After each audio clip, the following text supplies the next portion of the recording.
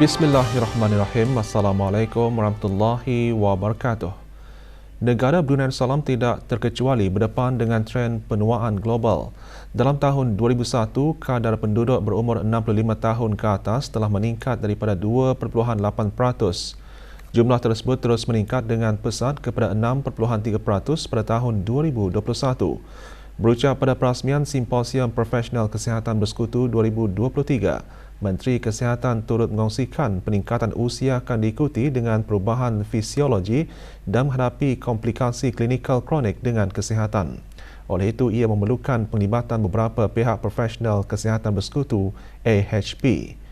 Yang Berhormat Datuk Seri Setia Dr. Awang Haji Muhammad Isham bin Haji Jaafar juga berkata kementeriannya komited dalam menyokong usaha AHP sebagai tenaga kerja yang khusus melalui latihan klinikal.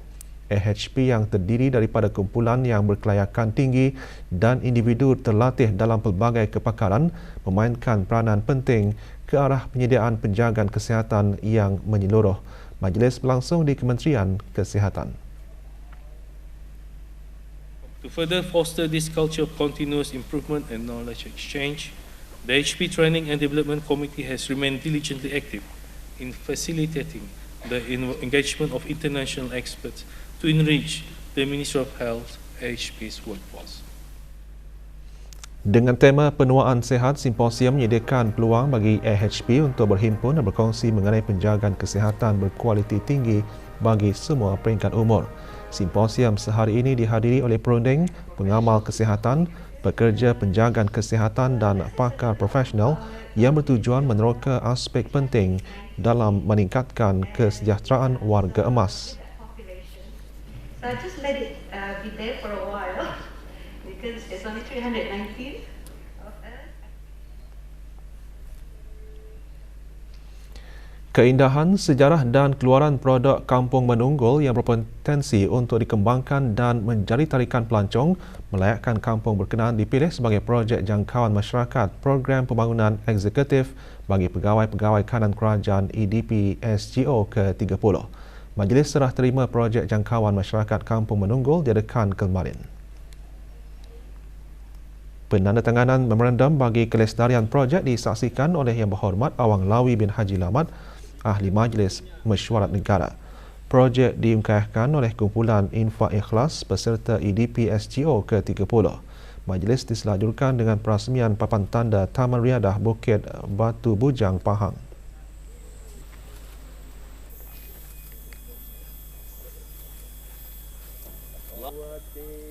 Lagi sekali 1, 2, 3. Pergerakan Belia Impak Tutong dan Akademi Pengajian Brunei Universiti Brunei Darussalam dengan kerjasama Jabatan Belia dan Sukan Cawangan Daerah Tutong mengadakan mini karnival Sung Dai Sabi ke Pusat Belia Tutong, iaitu lakastah datang ke Pusat Belia Tutong. Pelancarannya disempurnakan oleh Awang Haji Muhammad Rosfazilah bin Haji Yusli, Timbalan Pengarah Belia dan Sukan, diikuti dengan pelepasan peserta program Riadah Amazing Race.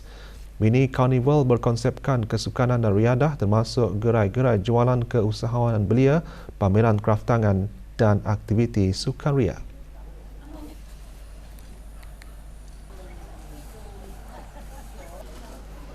Hadiah dan sijil penyertaan program Riadah Amazing Race disampaikan oleh Yang Berhormat Awang Abdul Aziz bin Haji Hamdan, Ahli Majlis Mesyuarat Negara selaku pengerusi impak. Program dihasrat dapat mencapai matlamat kehidupan rakyat berkualiti tinggi dan melahirkan belia berakhlak mulia.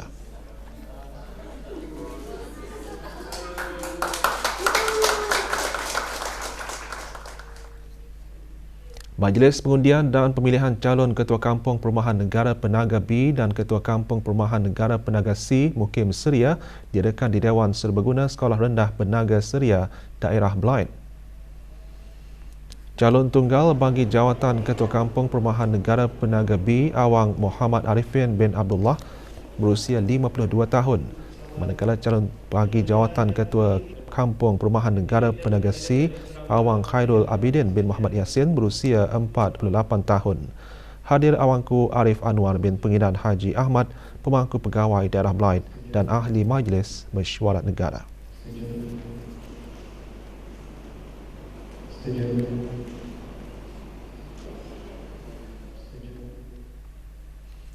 Badan Sukarelawan Belia Dai di bawah naungan urus setia program keagamaan Belia Pusat Dakwah Islamiah menganjurkan majlis penganugerahan beasiswa dan penyampaian sijil program pemantapan Dai.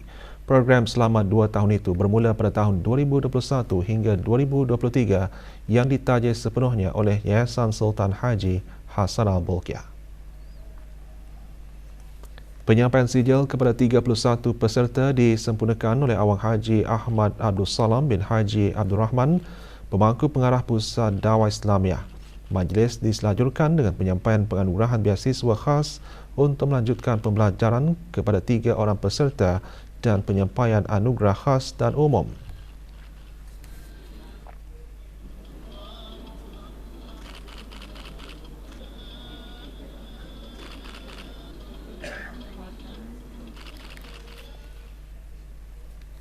Lebih 5,000 orang mengunjungi Expo Kerjaya 2023 yang diadakan selama 4 hari di Pusat Membeli Belah One City, Kampung Sungai Hancing.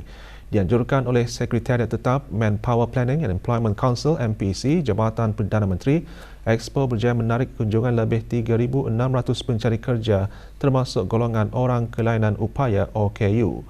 Expo tersebut menawarkan lebih 1,000 peluang pekerjaan bagi anak tempatan termasuk 66 jawatan khusus bagi golongan OKU. Dengan adanya peluang-peluang pekerjaan yang ditawarkan khusus untuk golongan OKU, ia tentunya merupakan satu langkah ke hadapan yang baik ke arah mewujudkan persekitaran kerja dan pembangunan negara yang inklusif dan progresif.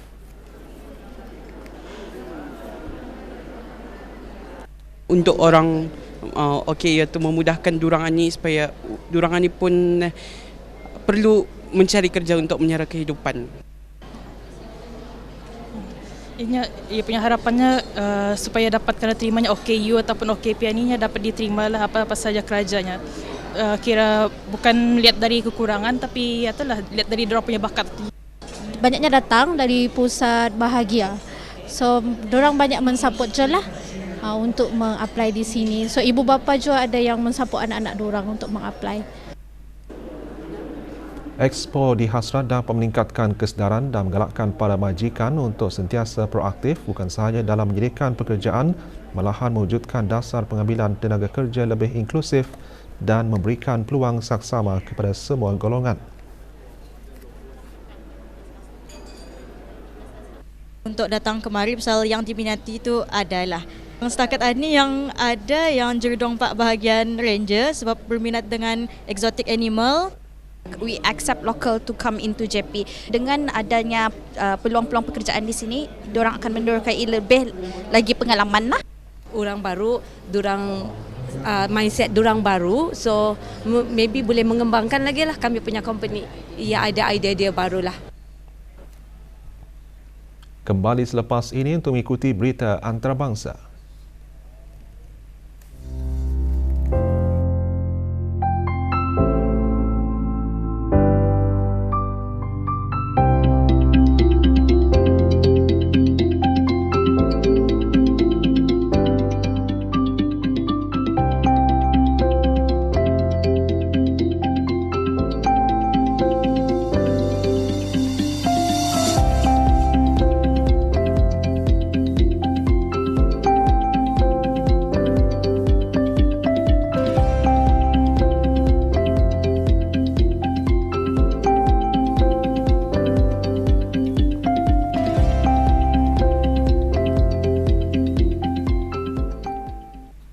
Sukan College Universiti Perguruan Agama Seri Begawan KUPSB A dan B masing-masing menjuarai kategori pelajar dan kategori staf bagi kejohanan futsal jemputan Institusi Pengajian Tinggi sempena Pesta Konvo Universiti Brunei Darussalam UBD 2023. Kejohanan dianjurkan oleh Unit Kegiatan Luar dan Pembangunan Pelajar bahagian Hal Ehwal Pelajar UBD dan disokong oleh Persatuan Mahasiswa dan Mahasiswi UBD.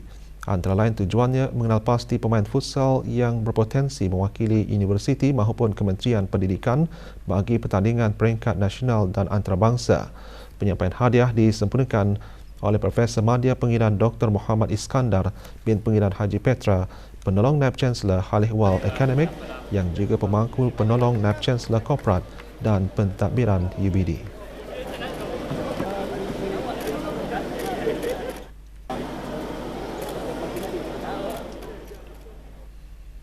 Brunei DPM MFC meneruskan saingan bola sepak Piala Singapura petang kemarin di Stadium Tampines Hub. Dalam perlawanan tersebut, Brunei DPM MFC menang 4-1 ke atas Gelang International. Juga beraksi petang kemarin, Albirex Niigata menewaskan Young Lions 2 gol tanpa balas.